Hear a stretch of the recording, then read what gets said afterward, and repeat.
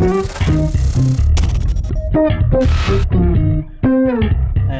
yeah, very nice to meet you. It's a pleasure. Hi, nice to be here.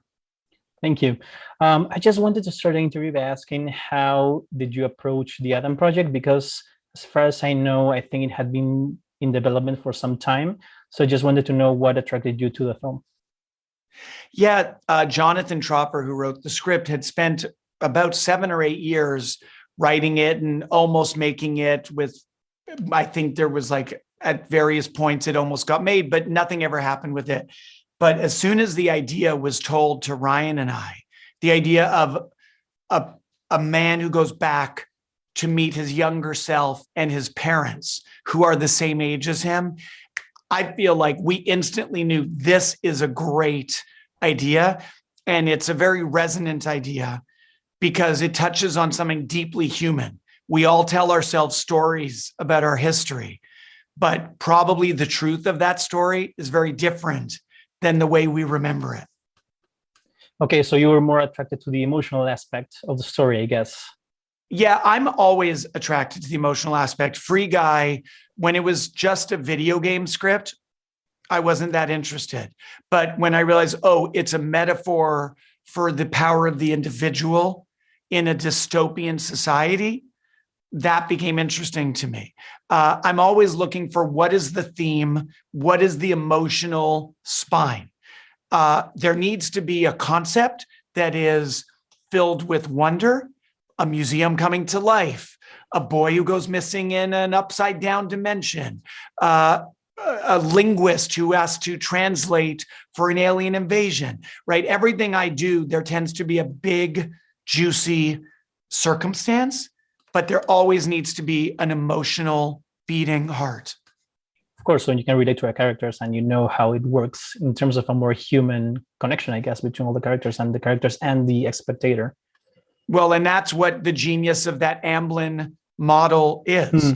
Amblin movies always had a big, high concept and a phenomenal use of technology in the service of cinematic spectacle, but it was always anchored in character and emotional truths.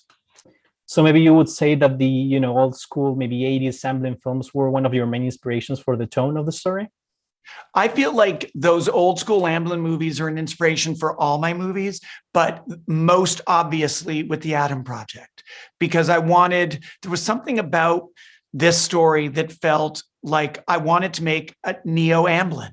I wanted to use the visual effects and the visual possibilities of 2022 filmmaking in the service of a story that could feel timeless.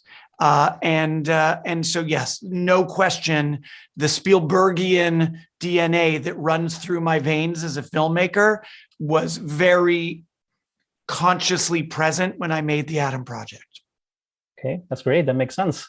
And just from a more practical standpoint, I was wondering how difficult or how complex it was to shoot such a big project during the pandemic, because as far as I know, we were shooting by the end of 2020, right? Yeah, we shot from November 2020 to March of 21. So this was very much in the midst of the pandemic. We were all getting tested 5 times a week. I was directing my actors with a mask, with a shield. Particularly for me, as you can tell, I'm a pretty expressive talker.